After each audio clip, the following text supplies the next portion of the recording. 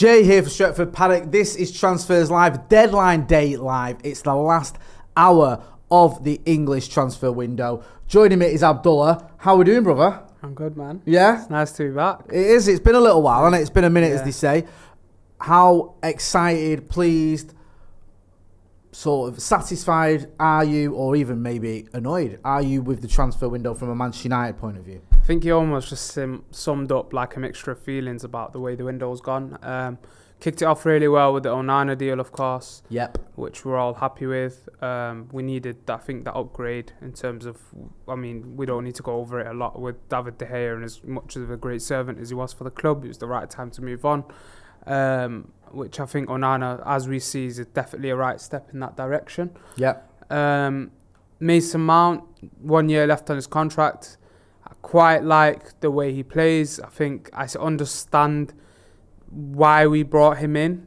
Not really seen enough so far. Obviously, he's injured now for the next 6 weeks, but I think we can make that judgment further on. And when I touch on Amrabat a bit, and we'll go into him in detail, I'll sort of say where Mount comes into it and things like that. But yeah, Amrabat is the big one, of course, which that's going to be, with it just being done, that's going to be the main talking point for us. But what I see with Man United is obviously Fred going out, you bring in Mount and Amrabat, two superior technical players, in my opinion. Yeah. Especially Amrabat, someone who can drop deep, pick up off the defence, but battle as well in that midfield. So I think Man United have made an upgrade in that sense.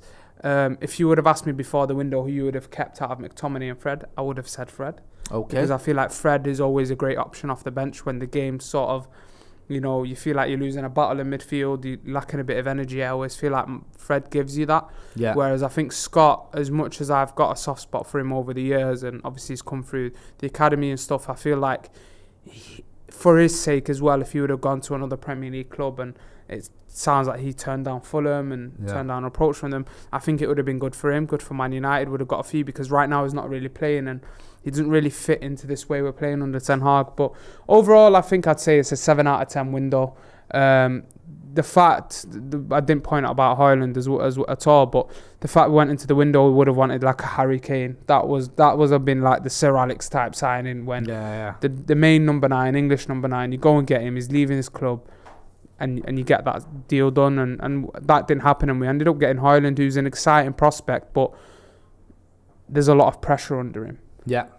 And I don't know, I think with Højlund, you're going to get the player that maybe we see a bit with Jackson, which I'm a big fan of at Chelsea. To be fair, even before the season started, I was saying on Twitter, and I was watching some of the pre-season bits and some of what I was doing at Villarreal, and I was thinking, like, this is a player that can go both ways, can run the channels, can tire a defence out. And I feel a lot of the time when Man United are playing with Marcus Rashford as the number 9, they tend to just use Rashford in that way where they're just hitting the ball into the channel, making him hunt down balls, which understandable on certain occasions happens, but you don't really see an Mbappe do that, Salah do that. With those guys, it's more of the ball being fed into them going through on goal.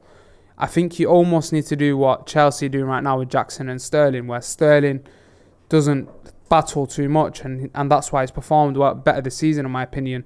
You know, Jackson's the one that's dragging the defenders away, taking on the physical aspect, and that's where I think Højlund can be effective, on top of already showing, you know, skill with his finishing. We've seen like that Denmark game that comes up, you know, where he's where he's so potent in the box, where he got a hat-trick for them.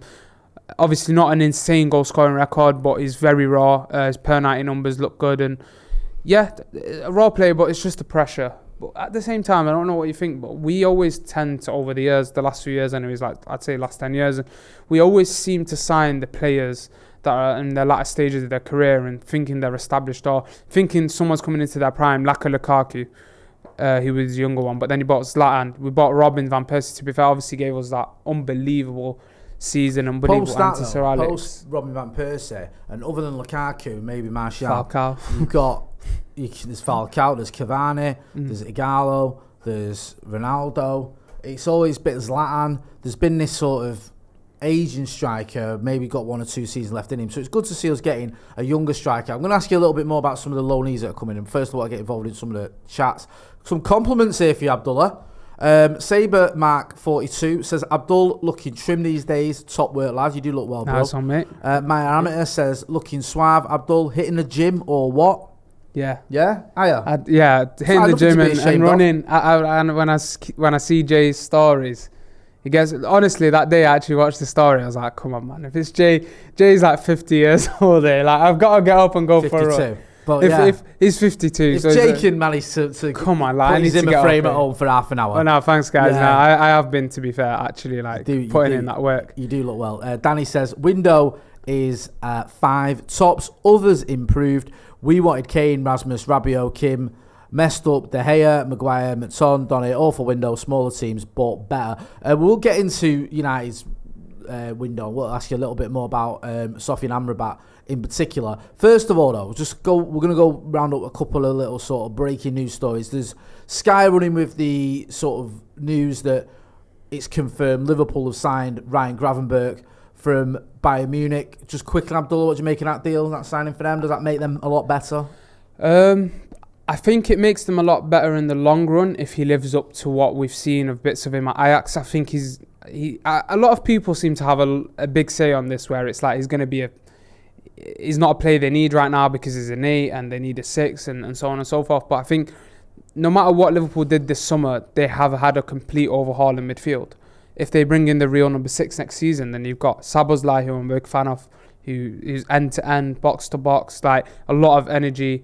McAllister, World Cup winner, again, a lot of energy, and it suits that Liverpool style. Gravenberch has got a lot of tactical issues, but physically, I think Gravenberch is there. And I think he carries the ball through the first really well. And when we were interested in him, I did say if we get him and an Amrabat, then that's a good balance. If we'd have only got him, I would have rather had an Amrabat because he gives you that more complete aspect. But for them, I think in the long term, if it works out for him, but he's got a lot of work to do from his tactical side of the game. I think his defensive awareness is quite poor at times.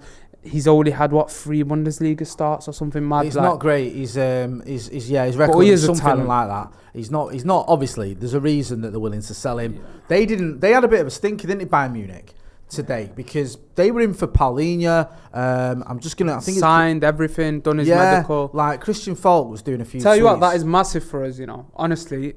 When I seen that, I just thought Champions League tie. Because Goretzka was basically meant to be a write-off for them this season. Really? Because he had a stinker enter last season in that run-in when they were trying to, obviously, did claw back and beat Dortmund to the league as usual. Yeah. But in that run-in, he was absolutely horrible. Really? I think Tuchel took him out of the team. I think he subbed him on and subbed him off in a game. And Bayern fans were all over, it was weird when they were linked to McTominay, because I see a lot of him in McTominay, but then for some reason the start of this season he's done really well, but now they almost needed that extra security, because if he falls off a cliff again, which is possible if he gets injured, Konrad Laimer and him are good, but Paulinho would have been an incredible upgrade. And funnily enough, we speak about him when he was playing in the Euros for Portugal and he was at Sporting. He was a player that I really wanted to replace Matic at Man United. Yeah, massive fan of him when he was in Sporting, and I was always disappointed that and I was quite surprised that he walked into the Premier League to Fulham, and he was linked to Wolves as well at the time. There was talks of Liverpool, United here and there, but nothing too concrete. And I was quite surprised how he just went to a Premier League club just like that after his performances at the Euros and what he'd been doing for Sporting. And the only thing with him is not really complete on the ball, but he would have given Bayern exactly what they needed, because we know how good Kimmich is on the ball. If you put him and Kimmich together, you've got a serious midfield there. So we've got quite lucky there that that's not happened, because that gives us a bit of an edge. I think an extra, not saying that we're going to be better than Bayern in the tie, but definitely gives us an extra lift in that game, because if you come up against Kimmich and Paulinho, you've got that physical aspect, that robustness of Paulinho, then you've got Kimmich who can just play you off the park with the ball, and then you've got to deal with Harry Kane up top. So it's a bit of a funny one, isn't it? I mean, they could have been a lot stronger, Bayern Munich, because it's all been popping off there. The German transfer window shut, I think, at 5 p.m. our time. Now, a few hours before it shut, it looked like Cancelo was going to go to Bayern Munich. I think Mawani was linked with him. The Bella Kotchap was linked with him. Paulinho looked like that was a done deal. And then Trevor Chalobah was another one who was heading there. potentially. I think they were trying to get Kolo Muani as well. Yeah, Muani was one that was linked with him. And they've got to go in PSG now, it's confirmed. And then all of them just fell apart.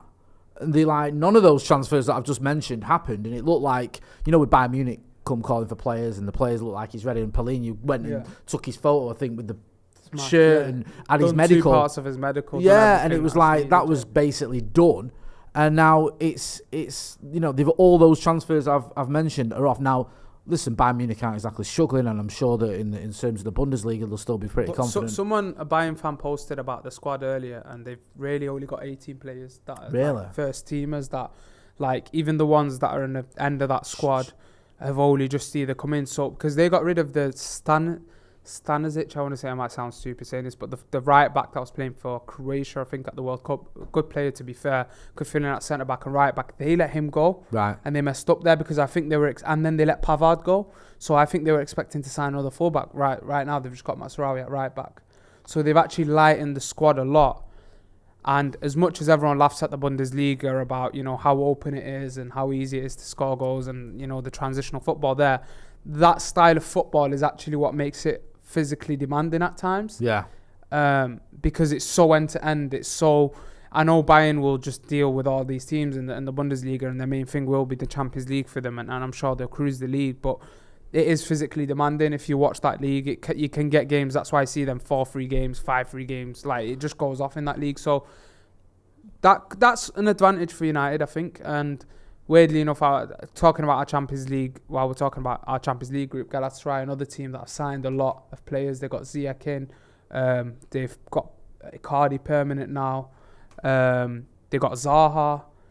Matt has left them. Now they've got, I think, Mertens they got last season. So that's another team that's just gone mad in the transfer window and spent a lot. So yeah, that'll be interesting to see that matchup. It will be one transfer that United did make. I think it was the last transfer of the window, unless we go make another one now in the next 45 minutes. Jonny Evans on a 1-year deal. What did you make of that? Be honest. This is a safe space to share. You're not sat next to Adam McCullough, who won't have a bad word said about Jonny Evans. My opinion with the Jonny Evans deal is a bit like the goalkeeper we signed. It doesn't really affect the team much. Same thing with Reguilón. That's why I've even started the show. I didn't really highlight either those signings, because from a squad point of view, yeah, you could look a bit stronger. You got the experience of Jonny Evans. Maybe in the dressing room, there's that expertise, and there's maybe more behind it than the football aspect. Obviously, we know how injury prone Rafael Varane could be. Man United's, I personally would have loved to see Todibo. Obviously, our hands are tied with the budget and everything. And the transfers we've already made, but Rafael Varane's very injury prone. The guy's got glass ankles, as class as he is and as much as I love him. So if you got Jonny Evans as a free option, and there's you're not just going to throw in a kid in there who's 17, 18. Yeah. It's almost as if it's just whatever. And same thing with Reguilón. I mean, Shaw's out until November. From what I know, Malacia doesn't sound very good from his injury. And that's why we've gone and got Reguilón. But those signings, they make sense, but they don't really make much difference to our season. Right. They don't really like. I get you. It's Jonny Evans have a strong opinion to start. Because people are going sick at it, aren't they? People are like, oh my God, we've signed Jonny Evans. Why are we signing? It's divided because some people are going sick and some people are pretty happy about it. Nick Collins says, not sure if you guys have mentioned it, but Greenwood potentially going to Getafe on loan. Yeah, at one point it looked like he was going to go to Lazio. I don't know what's happening with Getafe. We'll give you an update if we find out. Danny says, a non-ex-United 37-year-old fans would have lost their mind. Yeah, if he wasn't Jonny Evans, but he is. So that's probably why it's not gone down too badly with certain sections of the fan base. I know Adam McCullough, who absolutely loves him, will be buzzing. There was a couple of other chats I wanted to get to. Someone saying it's desperation. Someone else saying Abdullah been hitting the gym. Loads of people commenting on how well you're looking, Abdullah. Do you know what I mean? Get a room. Yeah, I mean, it's. I get what you mean. It's not that deep, is it? It's just he's a player coming in. It's one of them, bringing a bit of experience, and so one of them. If we need him in the Carabao, I don't see him starting many Premier League games for Manchester United. To be honest with you, because I don't know what your opinion is. I was about to mention the Carabao Cup. Actually, to be fair, wouldn't you just looks like, sorry to interrupt you there, Abdullah. The Athletic are running an article saying Greenwood is close to a Getafe move. That was 3 minutes ago. Is that a loan? Yeah, on loan from Manchester United. Wow. So that'd be interesting as well. Wow. Do you think do you think there's a potential for him to come back to Manchester United and play for Manchester United? No, you think he's done? Because I think if you were hope so. a lawyer and you read through those statements for the club, it wasn't 100% he will never play for the club again. It was sort of worded in a way it's like it's better if he goes away from the club. Now, I'm not saying that means he goes away and comes straight back, but I just wonder, with a loan, is it going to be a loan and he's going to leave at the end of that loan deal? Or could you think there could be a scenario where he goes out on loan? I'll be honest, it really does depend. Getafe take the flak and then we bring him back. From the decision makers, I believe it does depend on what happens, because Getafe in La Liga. So if he goes there and he's a top scorer in the league, you can't block out the noise.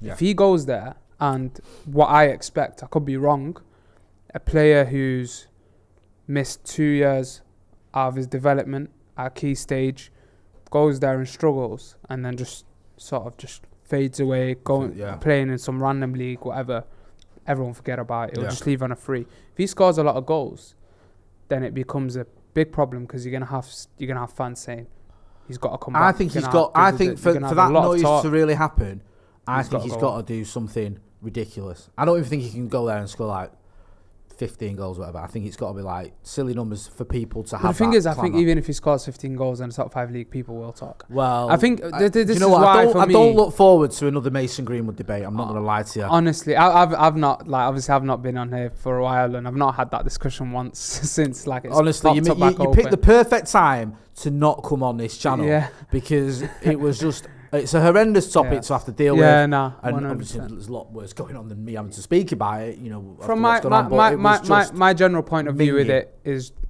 United, if they were, the ownership thing wasn't an issue and we were a properly run club, it would have been sorted out. It would have been done. He would have gone. That's just the way I see it. And I think we're just going, when you're putting him out on loan, you're still attached to the name, still attached to him as an asset. It brings more problems and more discussion, and the last thing we need as a fan base is more things that just divide the club and the fans. So it's whatever. It's frustrating, but I want to talk a little bit about Sofyan Amrabat has joined Manchester United. Now, this is a player that a lot of fans were absolutely mad keen to see come to the club. You've seen all the noise on social media, people saying we need to get Sofyan Amrabat in. He's a midfielder that we're crying out for. He offers us cover, or he offers us an option in a part of the pitch that we need. Abdullah, you were over in Qatar. You saw him as part of that Morocco team that went into that wonderful run to the semi-finals. You've also seen a little bit of him at Fiorentina as well. What kind of a player are Manchester United getting in Sofyan Amrabat? I think Amrabat is... What I really like about Amrabat is he's someone that can offer you both sides of the game. In terms of, you know, picking up the ball off the centre-backs and driving with it. He doesn't do anything mad in terms of his passing. Like, there's a few videos on Twitter you'll see where he's hitting a switch or whatnot, but that's not really his game. His game's more about receiving under pressure for a big guy, physically using his body really well to get away from people, driving with the ball, then finding that 5-yard pass. And I think at Man United right now, we actually miss that. It's just that short, progressive carry. But it's being available, showing... for the ball. Whenever I'm sat with Mac, for example, at Old Trafford, and he always goes off on McTominay about one thing, and it's always the same thing, is he doesn't show for the ball, hides from the ball. And as much as I like Scott and what he's done, you know, in the Ollie period and stuff like that, and I have respect for him, and where he's had big games for Man United against City and Liverpool and PSG and so on forth, I just think when you compare Amrabat, is you're getting a player that actually wants the ball to pick it up. Casemiro has never actually been that player at Madrid. Modric and Kroos are two of the most incredible midfielders we've ever seen in football. Like, in my lifetime watching football, absolutely incredible. Like, Modric, in my opinion, because I've obviously watched football longer than me, for me, he is the best midfielder that I've watched in terms of his prime, the best all-round midfielder. Him and Kevin De Bruyne are up there from what I probably watched. I only caught Scholes and Xavi, and obviously I caught nice bits of Iniesta, but like watching what Modric was doing, and he had that alongside him at Madrid. Man United, I'm watching Casemiro, and there's a lot of faults to his game, but I think we almost expose him by not having that guy who wants the ball to pick it up off the centre-backs. And I was saying this on Twitter over the summer. What I like about Kobe, and also what I like about Amrabat, they have similarities in a sense where they take that pressure away of the on the ball aspect. And I think with Casemiro, people underestimate how important he is in the attacking phase off the ball. I think obviously he can't really create in terms of like, I've seen a couple of times where he does that half space pass into Martial or Rashford or somewhere where they missed the headers last season, if people can remember that. But he doesn't consistently do that, and that's not his game. But in a big Premier League game where it's chaos in the middle and you need that robustness and you need that strength in the middle and that ball winning ability, if you just unleash Casemiro to do that, and you've actually got someone to then take the job of having to pick up off the centre-backs and take that pressure away in turn, then you're also allowing Casemiro to do more of a defensive job. And I think that's the way people don't really see that. I actually think Amrabat's going to be slightly the deeper player, picking up the ball and driving with it. And I think Casemiro, if you watch that last game, who did play Forest at Old Trafford, Casemiro was ending up in the final third ahead of Eriksen. Where Eriksen played in that game is where I imagine Amrabat would play. And that's another point. If we want to maximise what we can get out of Eriksen, we can't keep running him into the ground. And that leads me on to the point with Bruno. And I think, again, Bruno, like, if he, obviously we know his record's absolutely amazing with his fitness, but we're now, I think, at a stage where finishing the top 3 last season, we've got a great manager in Erik ten Hag, we made some decent signings, you want to be going out on all fronts.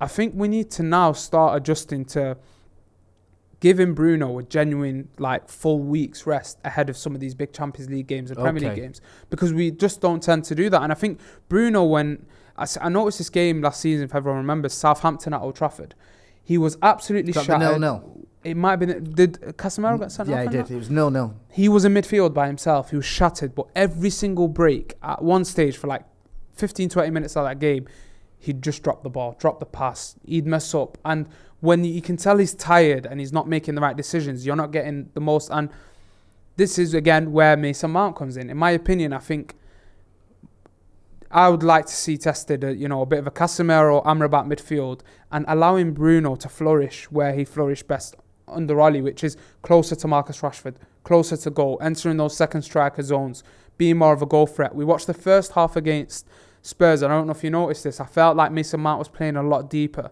and receiving deeper, and that took away a lot of the pressure that, again, we were talking about with Casemiro and him having to deal with things on the ball. On top of that, I felt like Bruno missed a chance, Marcus missed a couple chances, but what was happening in that half is we looked more like we were getting the best out of our 2 forwards and Bruno and Marcus, because they got closer together, they got in better positions. That's what Man United need to get. If Mason Mount can become that backup to Bruno and can become that player that can come in and play wide where he played for Chelsea under Tuchel at times and Lampard at times, then fantastic. You need a squad. We look at City, you need a squad. So Amrabat and Casemiro, the best part of it as well, Amrabat has played as a single holder for Morocco as an example. Unahi playing further up, he's a bit of a lightweight player in terms of like his physique, but he's really good on the half turn. On the half turn, similar to Mount in aspects. He can play alongside Amrabat if you want to rest Casemiro, because Amrabat, as good as he is on the ball and driving with it, he's a beast. He's physically, like, we keep seeing that clip of him hunting down Mbappe and winning the ball back. He can give you that. I watched him against Belgium having a fantastic game against Kevin De Bruyne and that Belgian team. So yeah, Amrabat just gives you that tactical flexibility. So if you push came to shove, if it's a big game, or even if it's not a big game, just more often than not, would you like to see him and Casemiro playing? Is he going to come in and give Casemiro a breather? You spoke about maybe giving Bruno rest ahead of the big games, maybe using Mason Mount, using Eriksen in the right way. Do you see Amrabat and Casemiro playing together a lot of the time, or one or the other? Yes, I do. And I think it's going to become...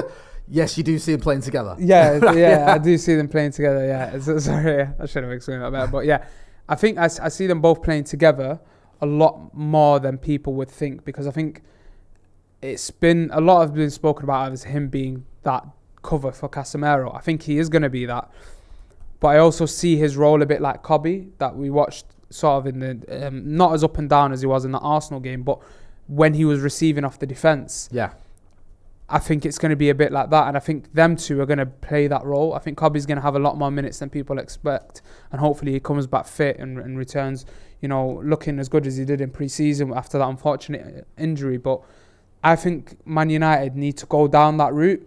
Will Erik ten Hag do that? So if we were playing Arsenal, or we were going to play Arsenal on the weekend, and if Amrabat had already been signed 2 weeks back, you asked me who's going to start in that midfield.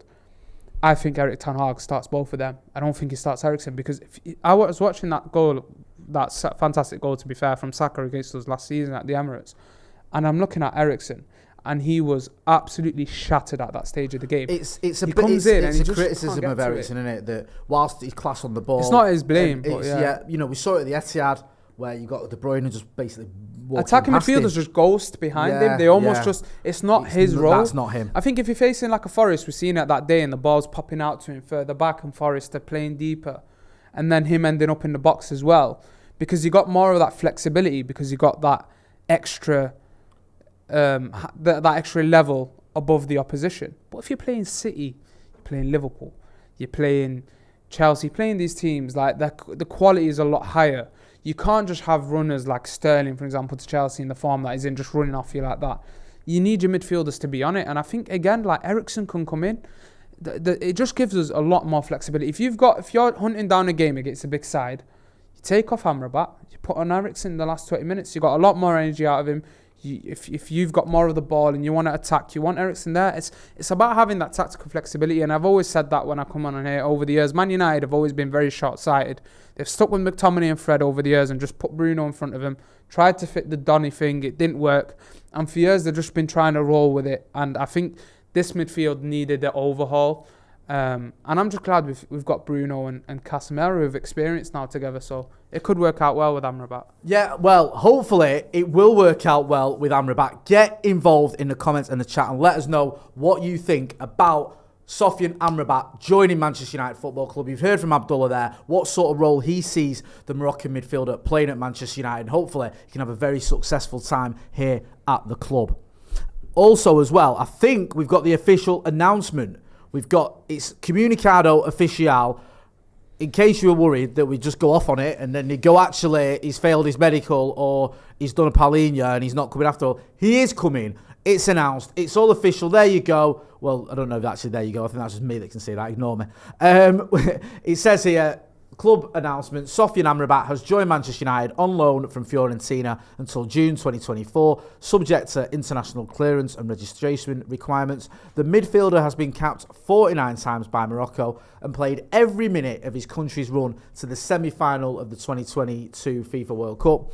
Last season, Amrabat played a key role as Fiorentina reached the final of the Coppa Italian and UEFA Conference League. Amrabat himself has said, "It's a huge honour to become a United player. I've had to be patient for this moment, but I'm someone who always listens to my heart, and now I am representing the club of my dreams. I'm a passionate player. I want to bring that energy to the squad, and I will put everything into every action I take for the team. I know exactly how Erik ten Hag likes to work and what he needs from his players. His coaching and guidance developed me as a player early in my career. I know that he will help to bring out the best of my abilities so that I can help the group to be successful this season." And there's some words there from John Murtaugh no one cares about.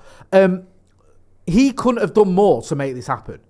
He basically told Fiorentina, I'm going to Manchester United. Told any other club that was interested in him, I'm not having it. I want to go to United. I don't think if he'd have been as keen, we'd have got this deal done. I think him being as keen as he was has helped drive this forward. Because United obviously wanted him, but there was obviously an issue on how much we could pay him, whether we could get him. Fiorentina, when they realised he was desperate to leave, were like, well, you can go. So he's kind of helped engineer this move. I mean, obviously United had to want him, but they did. I said this earlier when I got in and we were chatting about it, and I was saying like how many times do we see players fold where a couple of deals get accepted and the club's pressuring the player, you've got to move, because for them, Fiorentina, they get 30 mil clean. That's what they want. Deal done. And he's just said no. Like, it's either that, I'd rather rot on the bench, or I'd rather whatever. I'm getting my move to the club that I want to move to. It's a bit of a trait, isn't it? Have you noticed this? Like, Martinez apparently threatened the new director of football, didn't he? He said he took over at Ajax. Yeah. He went into his office and said, you're only here because what happened with Omars. Called him a load of names and said, you better let me go to United, otherwise I'm going to probably decorate a wall with your face. Or words to that effect, shall we say, allegedly. We've seen it with Mason Mount, was keen to come to United, leave Chelsea and come to United. We've seen it with Sofyan Amrabat. There seems to be a lot more lately where we've had players, Onana wanted to come, players who actually want to come and play for either this manager or come to Manchester United, the club, or both, which is a bit refreshing, isn't it? Because we went through a stage post-Fergie where we were getting players who obviously didn't really care where they went. They just wanted the most money. And Di Maria, Falcao, Alexis Sanchez. These weren't players who were, desperate to come to United. It is nice to see players that are keen to come to the club. Keen to come, and players that I think we need stylistically. Look at Amrabat. He's a player that Man United need in terms of what he offers, something that's missing in the squad. Onana, an upgrade on the modern, us stepping into that modern aspect and way of playing football, which we needed, that upgrade on De Gea. You look at Lissandro again, same thing. I know he's not really kick-started the season as well as we would have, but incredible ball player, one of the best ball-playing centre-halves in world football, in my opinion, Lissandro. And they don't just come in with that aspect of wanting to play for the club and the way they speak. I think they also come in, and bring that ability, because a lot of the time, you see like Fred and McTominay, they'll give you that game where you could tell that what gets them through that game is that 100% commitment and effort. But then on the ball, and when it comes to that high level of quality of football, they come short at times. And I think Amrabat, you watch him at the World Cup against France and watch him against Portugal. Like, I remember that game against Portugal where it went to extra time. You look at how tired and how out of it he was towards the end of that game. And in Spain, I think the one where he was absolutely like shattered, just on the floor. And he puts everything into those performances. And the one that I went to, which was the Belgian game, like, it's not an easy team to face, with that high level of quality. And he just carried his team through that, he imposes himself physically and he imposes himself on the ball. And I think Man United just never seem to get the balance of that. It's either this or that. It's either you get, a world-class player who's great on the ball, and a Paul Pogba, for example, but he has defensive deficiencies. Or the squad, to be fair to Pogba, Casemiro was bought too late. He was the type of partner that he wanted alongside him. So Man United's always had it this way. And I think if we get what we'd imagine we want from this Amrabat transfer, then I think Man United are in a great place once the Mount returns and Shaw's and Varane's, hopefully over the next couple of months from these injuries. I think we look a lot stronger on paper in terms of a squad. One story doing the rounds this evening, if you've been on Twitter or X or whatever you want to call it, you might have seen things like he's 31 trending, or 200 million trending, or at one point I think it was 150 million, now it's 200 million. There was this rumour, or it was a story, and it looked like it had legs, that one of the Saudi clubs was coming in for Mohamed Salah. Ridiculous amounts of money for a 31-year-old, but they can pay that. 200 million quid, I think, was the latest we saw on it. I don't know if that's going to get increased. It looked like Liverpool just saying that ain't happening. It's Al Ittihad's, the club who were interested in signing him. The Saudi league, though, or the Saudi transfer window, that carries on, doesn't it, for another 2 weeks, or whatever it is, or 19 days. 2-3 weeks. Yeah. So this could this rumble on a little bit then, because could they still sign him past that window? Because past our window, sorry. They've got an absolutely insane budget for this sporting project that they have in Saudi, which, if you look at it, might have not been as much out, in the media that we have here. But if you look at it in the news in the Middle East, there has been plans for them to, spend obscene amounts, and they're very serious about where they want to take it. So it won't surprise me if they go, well, 200 mil, how about 250? Yeah. Why wouldn't Liverpool accept that? Like, he's such an amazing player for Liverpool, and I don't take any pleasure in saying that, but let's have it right. Mate, he's world class. He is world class. Incredible. His numbers are ridiculous, and he turns up in the big games as well. And he's just one of the best players that's ever touched this league. For me, he's arguably a top 5 Premier League player. The amount of elite seasons he's dropped, I'm never going to knock him for that. My fingers is with Liverpool, because their whole back four is questionable. Yeah. As good as Trent is going forward, and as good as he offers, we can ramble on about the issues that he's got defensively, and when he steps into midfield. We saw that St. James's at the weekend, didn't we? He gives you that. Then you look at Van Dijk, who on the turn looks stiff. It's like when Vidic got that knee injury, like, it was never the same after. No. Same thing with Van Dijk. He's never looked the same since that knee injury. Look at what Perisic done to him last season when he dropped him. Like, he's not as smooth as he's on the turn.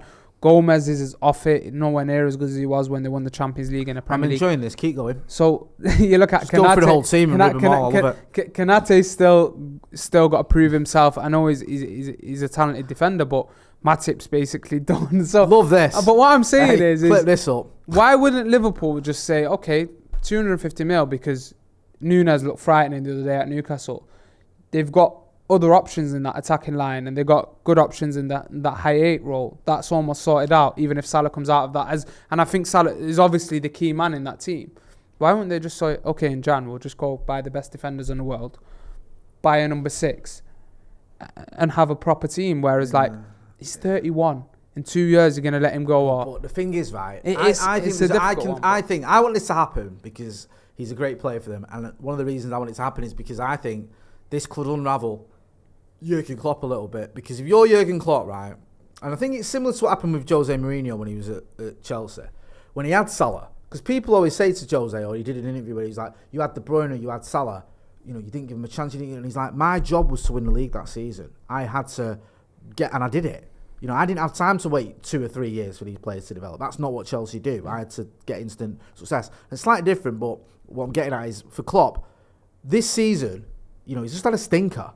He needs to have a very good season this season. So you might be looking at it and going, I might have another couple of years left in me in this club, whatever.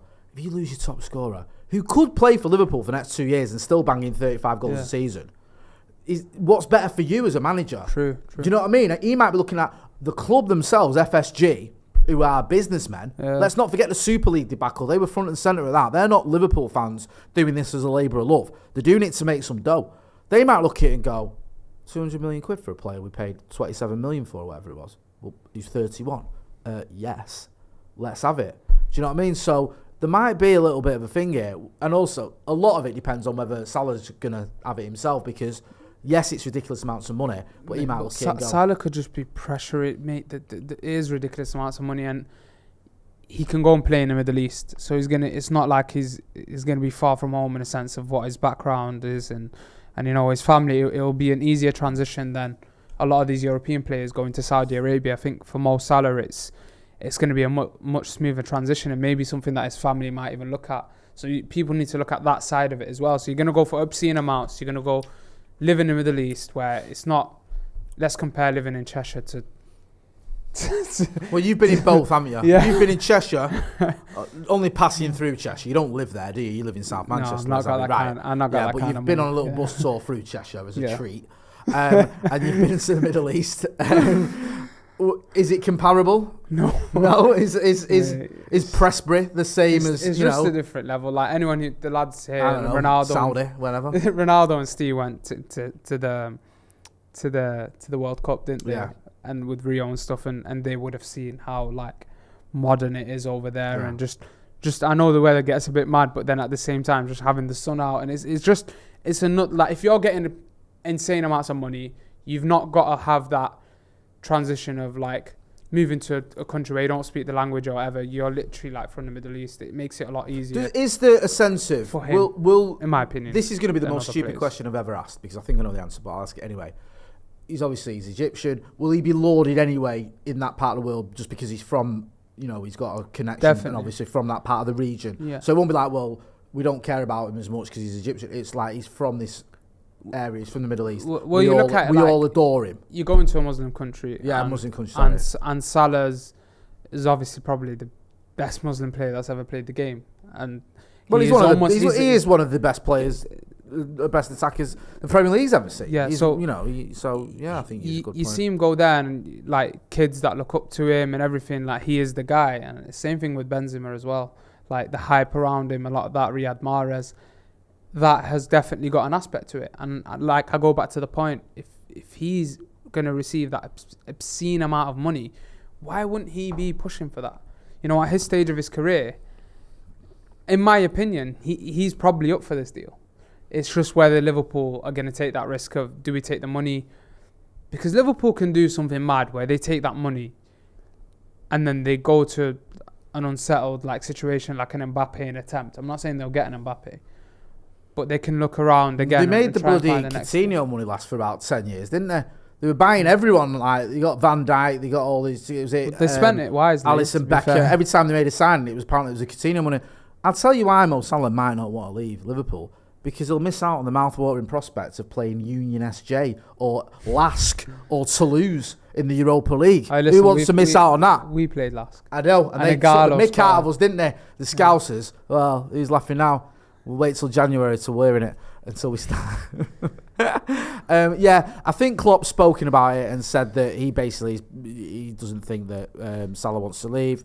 At the moment, it doesn't look like he's going to, but for me, it'd be funny if I think from a footballing perspective as well, which we've not touched upon a lot, it's just been all the money and stuff, but they're going to lose so much creativity, man. You got to look at that pass that he plays into Nunes in that game against Newcastle. And the weight of pass there is absolutely incredible. The pass that he plays into Diaz at Stamford Bridge at the start of the season, I think his creative side's so underrated. And if you take him out, like Jota, Diaz, Nunes, it's going to become a bit of a... I think everything will have to go through McAllister and Szoboszlai in the middle and Gravenberch, and they're not going to deliver as much as Salah does for that front three, in my opinion. So, yeah, I just think, yeah, he'll be a huge loss from that aspect outside of the goals as well. Yeah.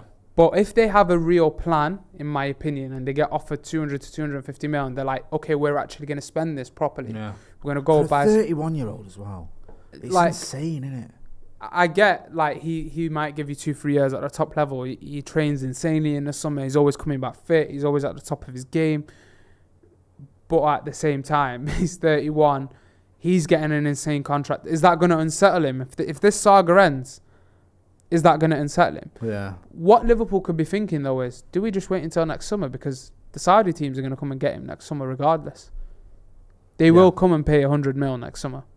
So why not just keep him and sell him for 100 mil next summer? It'll be interesting. I've seen a bit of a debate going on Scout's Twitter. I don't get too much involved in it. If anyone cares, Brennan Johnson has signed his Spurs contract. He's gone from Nottingham Forest to Spurs. Does that, excuse me, in terms of our rivals, who sort of in and around the top four, and the likes of Spurs are probably going to be in that mix. Obviously, we've mentioned Liverpool, Chelsea. I know they had a stink last season. You'd expect them to be in and around the top four. Arsenal as well, of course.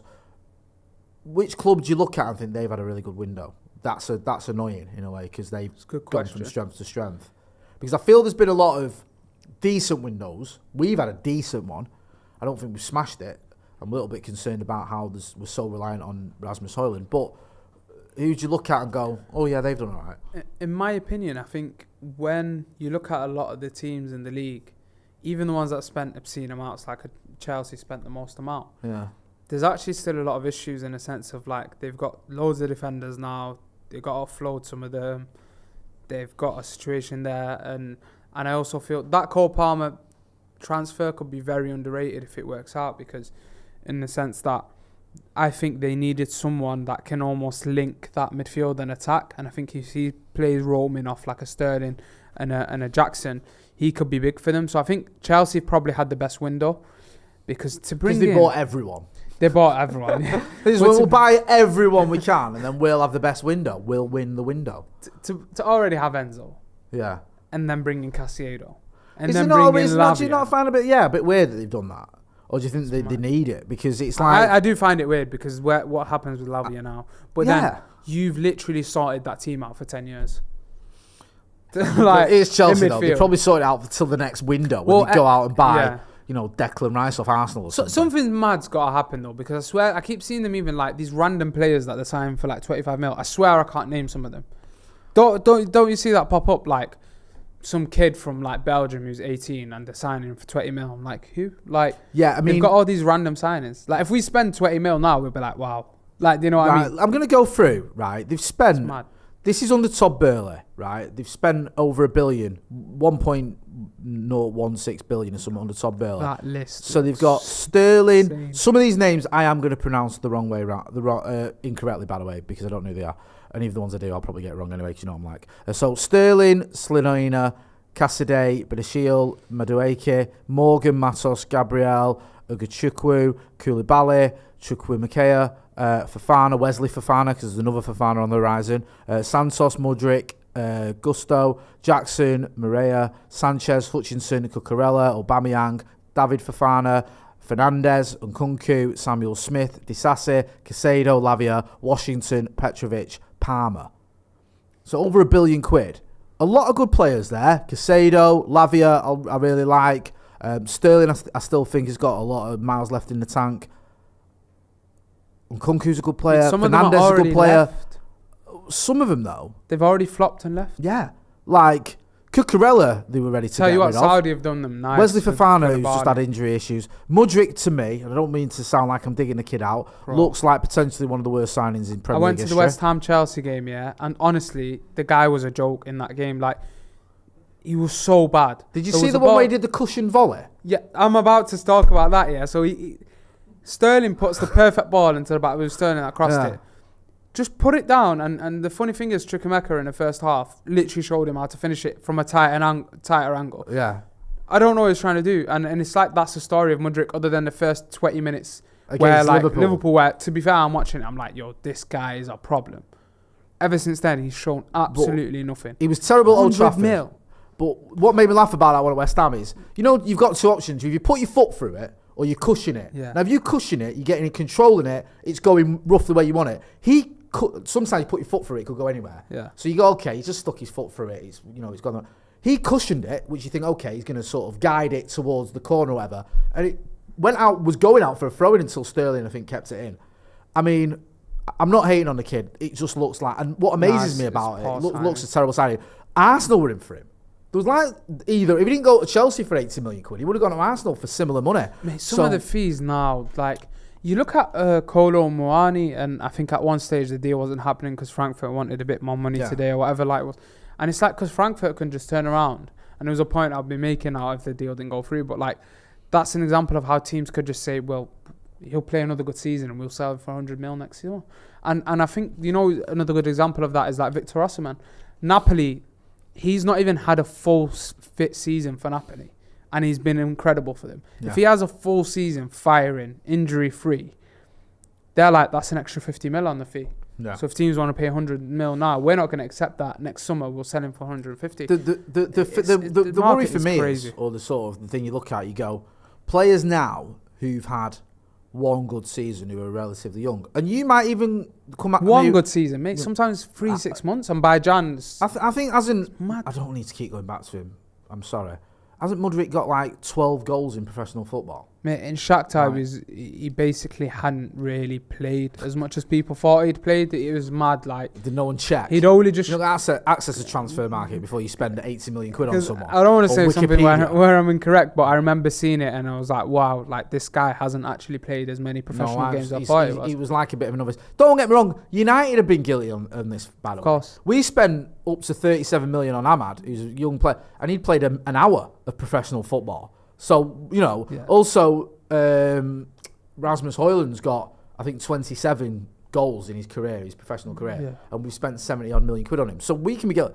The thing with Chelsea is, where United might take a punt on this player, Chelsea have done it on like 15 players, where you go, okay, that's a bit, Enzo's Right. the only one that, for me, that they signed where you're like, because I was banging on about him like loads that season where I'm like, this guy's a joke. Like when he was at Benfica, all round midfielder, puts his foot on the ball, then goes to the World Cup, proves that he's an incredible, can switch the play, can do it all. He's the one where I'm like, okay, that's in this market. He's up there with the Judes and them players where you got to put 100 mil on the table. Caicedo, good player, but 115 or whatever it is they paid for him. Mate, I think he's a great player. United could have bought him for 5 mil. Don't get me started. It's mad. Here we go. Guillermo Ray, is he legit? He's from the. Sorry, he is actually. He's not just stuck that in there. Right, sorry, it is actually from the Athletic. Mason Greenwood. It looks like he joins Getafe. It's doing the rounds on Twitter. Then I think it's coming from the Athletic. So Did we play them a few years ago? Getafe. I And feel like the Europa League in lockdown.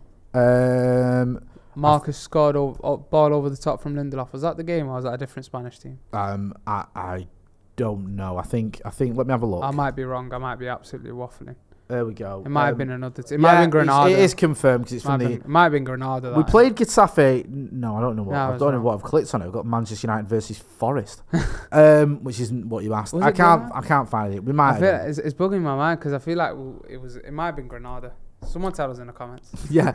Someone tell us in the comments. Is it Getafe or what Granada? Abdul is on about? Yeah, because he doesn't know. Mate, we keep playing these Spanish teams in Europa As League. long as we don't play Sevilla, I swear, again, I'm not bothered. we've ticked the list off like Real Sociedad, Sevilla, Yeah. the Real Betis. I'm gonna go through some of the comments because it's not long before the window ends and before we wrap up. Wayne List says, remember battering me for suggesting Bissouma had a stink last season. Very good season so far this one round. Wayne List also says, I'm hearing Schneider has just landed in Manchester. Those were the days, weren't they? The never-ending Wesley Schneider saga. Benjamin Mateus says, as an Egyptian myself, I'm proud to hate the greatest Egyptian footballer ever because he plays for the Scousers. I love that. Dale Griffith says, are we forgetting Amrabat will be going to the AFCON? Doesn't matter. Kobe Manu will be back by then. And Morocco probably go all the way in that one as well. So. It'll be Morocco and Cameroon in the final, yeah. Great. And then Amrabat steps on Onana's toe in the box. And they clash and they both do the cruciate. Jamie Kennigan says, who do you guys think is at risk of being sold next summer should they underperform this season, and how much could we possibly recoup for next summer? Probably no one. I don't think we sell players anymore. It's not like Henderson and Elanga, we've got anything we remotely cannot decent sell money to for. save our lives. We can't, can we? And you remember at the beginning of the window, people go, Martial's going to go, Maguire's going to go, McTominay's going to go. I'd say what, maybe even Sancho might go, and all these sort of rumours doing the rounds. No, none of them are going. They're all on mega money. Big none of them really want to go. So we've been saying it over the years on the channel, and they're always going to bite you in the backside if you keep just signing these big contracts. Yeah, well, hopefully we can stop it a little bit, but I still feel there's a touch of it. I think Eriksen signed a 3-year deal, I want to say, at 30, was it? 3 or 4 years? It was Casemiro's on quite a long deal. So we're still giving out quite long deals for players that are the wrong side of 30. Daz says, Jay, thoughts on Maguire? Reckon he'll be here for the whole season.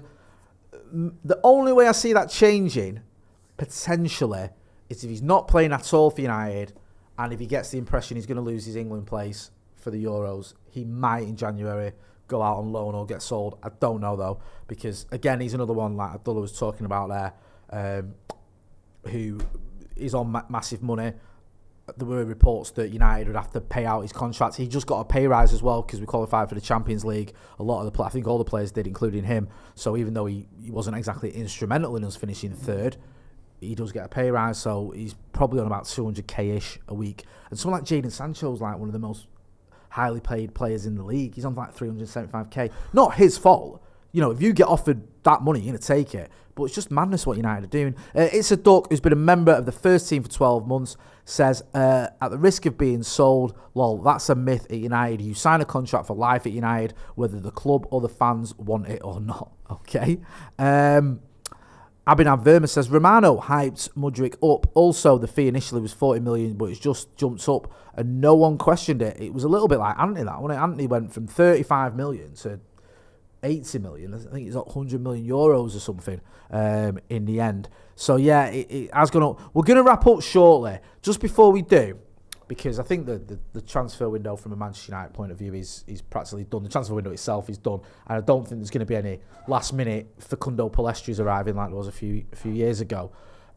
You mentioned the incomings we've done, and I think you gave it a 6 out of 10, was it? Or 7 out of 10? 7 out of 10. Sorry, bro. 7 out of 10 rating. Just very quickly, how would you rate our sales this summer if you had to give it a rating? 2. Honestly, that's almost the amount of players we've sold for money, that, 2. Yes.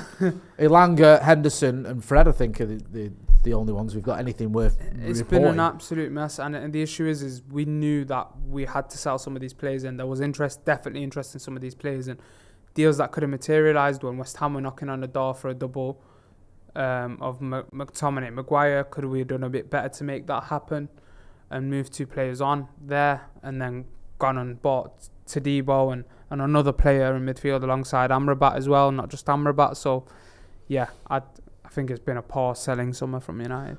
John Shin in the chat makes great comment. Stretford Paddock, and John Shin had the best summer transfer window. Let's be real. Great being over there. Also, just forgive me, but I'm going to put a link in the chat.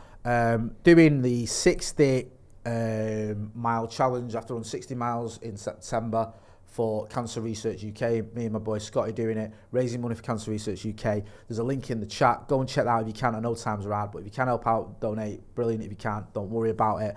Abdullah, before we wrap up, where can people find you? Other than obviously returning to Stretford Paddock more often. Let's have that right. Where can people find you? AbdulJH_ on Twitter. Yeah. Do you still call it Twitter then normally? Or are you just doing it for this purpose? Do you always call it Twitter? Always call it. It's never going to change, and it's just because of that guy. What's he going to do? Elon Musk. Get you.